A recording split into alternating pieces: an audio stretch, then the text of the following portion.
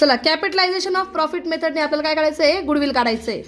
आता गुडविल काढताना सगळ्यात पहिले सगळ्या मेथडमध्ये एक गोष्ट झाली पाहिजे. ती काय झाली पाहिजे, एव्हरेज प्रॉफिट काढता आला पाहिजे. एव्हरेज प्रॉफिट कसा काढायचा, लास्ट इयर्सच्या प्रॉफिटचा एव्हरेज. इथे लास्ट इयरचे प्रॉफिट किती आहेत आपले बघा, 1,80,000 आहे, 2 लाख सॉरी किती आहे, 1,80,000 नाही, 18 लाख, 24 लाख आणि 20 लाख है ना. मग आपल्याला काय करायचं आहे, पहिले 18 लाख घ्यायचे, इथे टोटल घ्यायची, टोटल प्रॉफिट. फॉर्मॅट आहे total profit upon number of years. Total profit आहे 18 लाख प्लस 24 लाख प्लस 20 लाख. घ्या बरं कोणतरी कॅल्सी,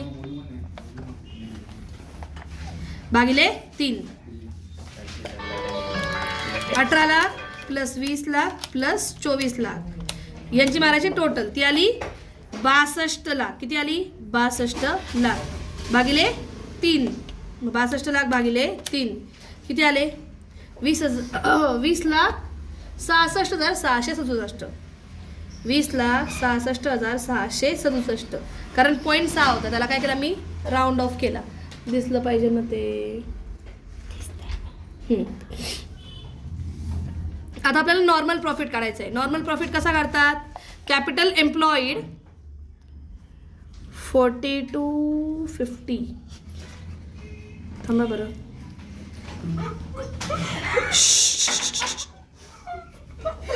काय चाललंय, अरे इथं तुमचं कॅपिटल एम्प्लॉईड किती आहे, 80 लाख आहे, माहिती घ्यायचे 80 लाख.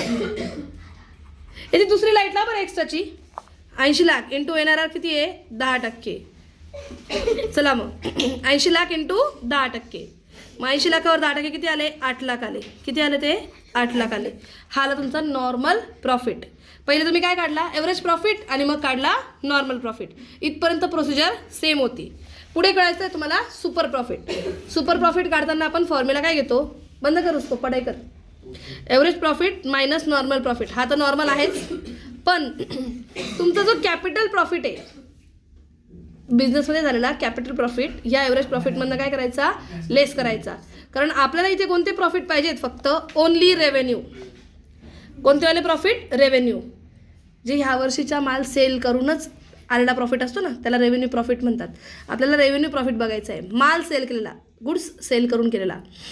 ओके, तुमच्या बिझनेसच्या ॲसेट सेल करून आलेला प्रॉफिट जो आहे ना, त्याला काय म्हणतात, नॉन रिकरिंग प्रॉफिट.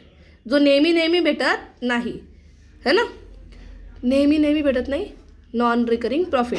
त्याला तुम्हाला काय करायचं आहे, लेस करायचं. आणि जर का नॉन रिकरिंग लॉस असेल तर त्याला काय करायचं, ॲड करायचं. हे बघा इथे नॉन रिकरिंग प्रॉफिट असेल तर ॲड करा, आणि लेस करा, आणि नॉन रिकरिंग लॉस असेल तर ॲड करा. मग आपल्याला इथे काय करायचं आहे, नॉन रिकरिंग म्हणजे काय, कॅपिटल. आता या फॉर्म्युल्याच्या पुढे मी जागाच नाही सोडली यार, चल जाऊ दे. 20,66,667 मायनस किती, 8 लाख. हा काय तुमचा नॉर्मल प्रॉफिट. मायनस तुमच्याकडे बघा नॉन रिकरिंग प्रॉफिट किती येतो, 1 लाख. आणि नॉन रिकरिंग लॉस तो किती आहे, 20,000 है ना. मग चला ह्याच्यातनं तुम्हाला काय मायनस करायचं आहे, नॉन रिकरिंग प्रॉफिट तो किती आहे, 1 लाख आहे, तो मायनस करायचा. आणि नॉन रिकरिंग लॉस आहे 20,000, तो काय करायचा, ॲड करायचा. चला करा बरं, किती आला प्रॉफिटची टोटल, 20मधनं 8 गेले 12, 12तनं 1 गेला 11 है ना. 11मध्ये 2 ॲड झाले, 20,000 ॲड झाले, 11,20,000. आणि हे 11,86,667 का,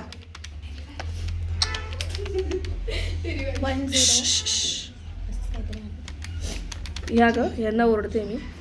11,86,667 असेल असं वाटतंय मला, बरोबर ना.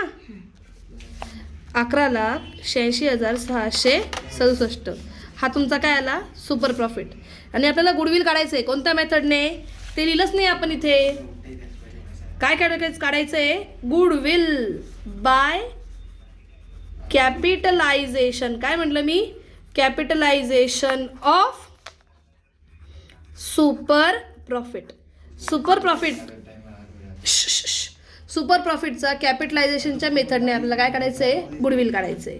ह्याचा फॉर्म्युला थोडासा चेंज होतो. आपण नॉर्मली काय करतो, सुपर प्रॉफिट आला की into number of year purchase करतो, बरोबर की नाही.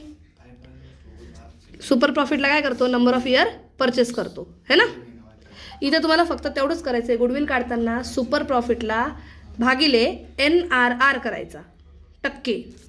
मग बघा सुपर प्रॉफिट किती आला तुमचा, 11,86,667, बरोबर, भागिले 10%. किती आला बरं गुडविल तुमचं, भागिले 10% काढलं का, नाही चुकीचं काढलं.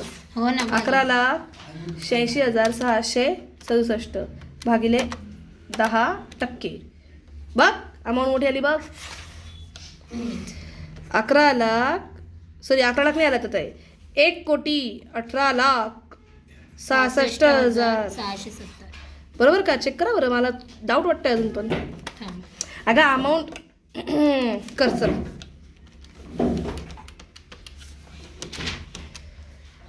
ते 11 कोटी आलं असं वाटतं मला. 11,86,00,667. हे बघ 11,86,667 हे ना. बघ बरं आपले बरोबर आहे का ते अमाऊंट. हे आलं आपलं गुडविल. मग सुरुवात कशी करायची, सुपर प्रॉफिट मेथड आहे तुमची, त्याच मेथडनी पूर्ण सॉल्व करायचं. पण लास्टला goodwill is equal to super profit into number of year purchase न करता goodwill is equal to super profit upon NRR भागिले नॉर्मल रेट ऑफ रिटर्न, अशा पद्धतीने गुडविल काढायचं. भावना पोचली का, ह्यात बाकी काहीच वेगळं नाही आहे, कळलं नक्की. फॉर्म्युले लक्षात ठेवायला लागतील. आपण आत्तापर्यंत किती मेथड शिकलो, हे बघा. पहिले शिकलो आपण एव्हरेज प्रॉफिट मेथड, कोणती शिकलो, एव्हरेज प्रॉफिट. मग आपण शिकलो सुपर प्रॉफिट मेथड, कोणती वाली, सुपर प्रॉफिट मेथड. मग आपण शिकलो वेटेड प्रॉफिट मेथड. आणि मग त्याच्यानंतर आता आपण शिकलो सुपर प्रॉफिट मेथड, पण कशी, कॅपिटलायझेशन. इथे कॅपिटलायझेशन करायचं आहे, म्हणजे इथे फॉर्म्युला काय आहे गुडविलचा, सुपर प्रॉफिट अपॉन NRR चे पर्सेंटेज. आणि इथे काय फॉर्म्युला होता बरं, super profit into number of years purchase. आणि आपण उद्या अजून एक गोष्ट शिकणार, अजून एक प्रकार शिकणार, ॲन्युटी मेथड. ॲन्युटी मेथडने आपल्याला गुडविल कॅल्क्युलेट करायला शिकायचं आहे. म्हणजे तुम्हाला अजून कॉलेजमध्ये चालू झालं नाही ना, कॉलेजमध्ये कोणत्या पद्धतीने शिकवतील आता आपल्याला इथे बसून सांगता येणार नाही. आपण 5ही मेथड शिकून घेऊ, कळलं, ठीक आहे.